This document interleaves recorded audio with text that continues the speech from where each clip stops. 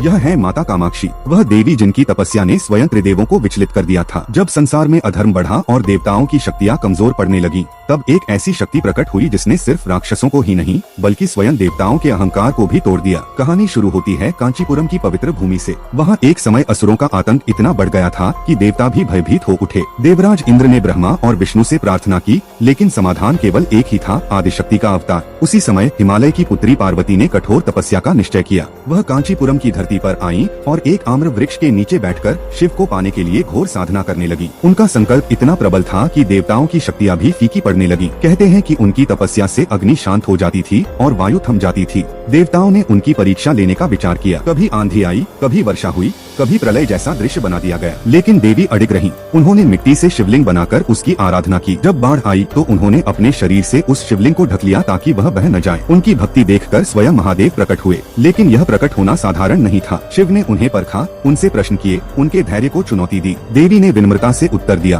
प्रभु मेरा अस्तित्व ही आपसे है, मैं शक्ति हूँ तो आप शिव हैं, आपके बिना मैं अधूरी हूँ। उसी क्षण आकाश गूंज उठा। देवताओं ने पुष्प वर्षा की। शिव ने उन्हें स्वीकार किया और कहा, देवी तुम्हारी तपस्या ने संसार को सिखाया है कि शक्ति जब भक्ति से जुड़ती है तब वह अजय हो जाती है। इसके बाद कांचीपुरम में उनका दिव्य विवाह हुआ। वही स्थान आज कामाक्षी अम्मन मंदिर के नाम से प्रसिद्ध है। यहाँ माता को प्रेम, करुणा और अडिग संकल्प की देवी माना जाता है। यह कथा हमें सिखाती है कि सच्ची शक्ति विजय में नहीं, समर्पण में है। जब अहंकार मिटता है तभी ईश्वर मिलते हैं। नारी शक्ति के इस दिव्य रूप के लिए कमेंट में लिखें, जय माँ कामाक्षी।